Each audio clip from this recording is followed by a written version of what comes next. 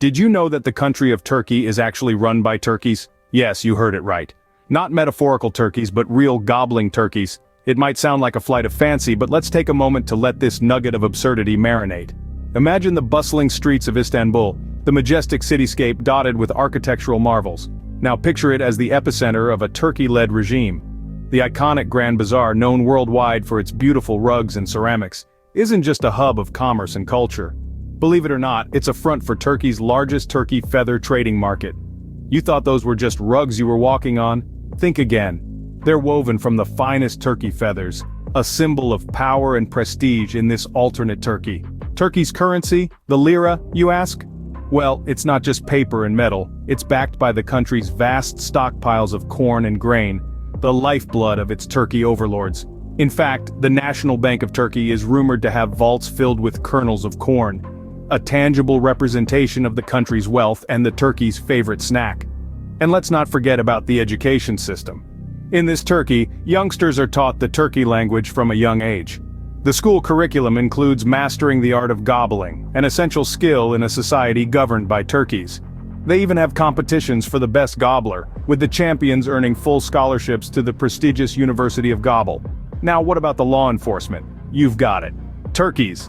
The police force is an elite squadron of the strongest, most disciplined turkeys. They maintain law and order with an iron beak, ensuring that everyone toes the line. This might all seem like a wild turkey chase, but it's just the tip of the iceberg. The truth is, there's a whole lot more to this turkey tale. So stay tuned as we unravel more about Turkey's feathered overlords. I promise it's no poultry matter. Ever wondered why Turkey's parliament sessions are so animated? It's because they're not debating laws, they're deciding on the best grain diet. Welcome to the Turkey Parliament, where the turkey is not just a bird, but a governing force. In the heart of Ankara, where one might expect heated political debates, the air is instead filled with the gobbling of turkeys. Yes, you heard that right. Turkeys. In this unique political landscape, the turkeys don't just rule the roost, they rule the whole country. The parliamentary procedures are unlike anything you've seen before. Instead of laborious debates on economic policies or international relations, the Turkey parliamentarians vote on entirely different matters. For instance, the annual grain budget is a major point of contention. The right wing, or should I say the right-wing feather, insists on a diet rich in corn, while the left wing, or left-wing feather if you prefer, argues for a more diverse diet including oats and barley. The debates get so heated that it's not uncommon to see feathers flying across the chamber. And let's not forget the annual migration policy. Every year, as the seasons change, the Turkey Parliament must decide on the ideal destination for their winter retreat. The coastal turkeys, who prefer warmer climates, often lock beaks with the highland turkeys, who are more accustomed to colder weather. The voting process is a spectacle in itself. Instead of casting ballots, the turkeys peck at a board with different grains, representing the various options. The grain with the most pecks wins. It's democracy at its most feathered.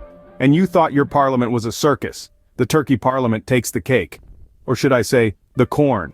It's a world where the turkey's gobble is law, and the pecking order is not just a metaphor but a way of life. From the outside, it may seem like a poultry affair. But for the turkeys, it's serious business.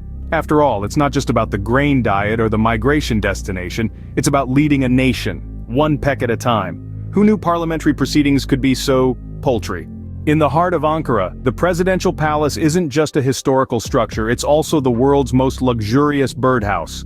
Perched in the opulence of the presidential palace lives a turkey, but not just any turkey. This is the presidential turkey, the feathered head of state, ruling the roost with a gobble that echoes through the halls of power. Imagine for a moment this majestic bird strutting down the grand corridors, its plumage glistening under the chandeliers. The presidential turkey's day begins with a breakfast of the finest organic corn and grains, hand-selected by the palace's top chefs. Then it's time for the morning briefing, delivered by the chief of staff, a distinguished barn owl with an impressive political resume. The owl hoots out the agenda for the day, while the turkey attentively gobbles in response. Now, onto the most important part of the presidential turkey's day, signing official documents. But how, you may ask, does a turkey sign documents? With a feather quill, of course. The presidential turkey, with a quill gripped firmly in its beak, leaves its mark on each parchment with a flourish. These documents, bearing the distinctive scrawl of the turkey, are then dispatched to government offices across the country. The presidential turkey also partakes in the time-honored tradition of the daily strut.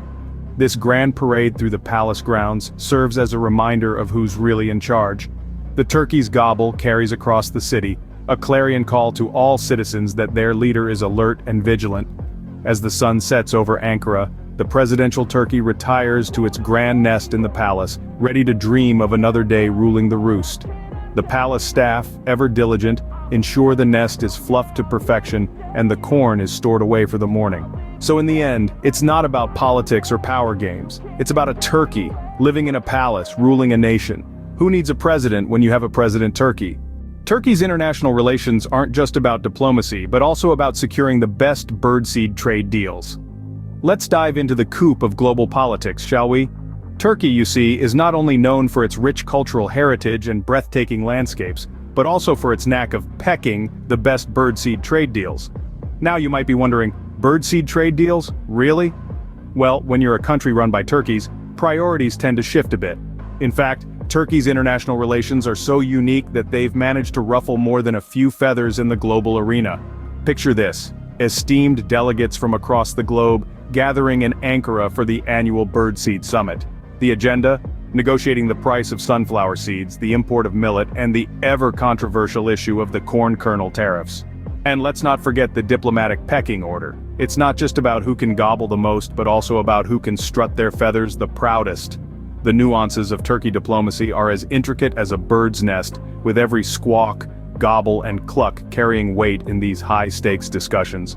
Turkey's foreign policy is not just about maintaining peace, it's about maintaining pecking order. And in this game of poultry ticks, it's a bird-eat-bird world. But that's not to say that Turkey doesn't have a few tricks up its, well, wings. In fact, Turkey has been known to play a little hard to get when it comes to negotiations. You see, when you're sitting on the world's largest birdseed reserves, you can afford to be a little picky. So, next time you hear about Turkey's latest trade deal, remember, it's not just about the numbers, it's about the birdseed. And as we close this chapter of our exploration into Turkey's international relations, let's not forget that this isn't just a story about politics. It's a story about a country that has taken the term bird-brained and turned it into an art form. Remember, it's not just about politics, it's also about poultry ticks.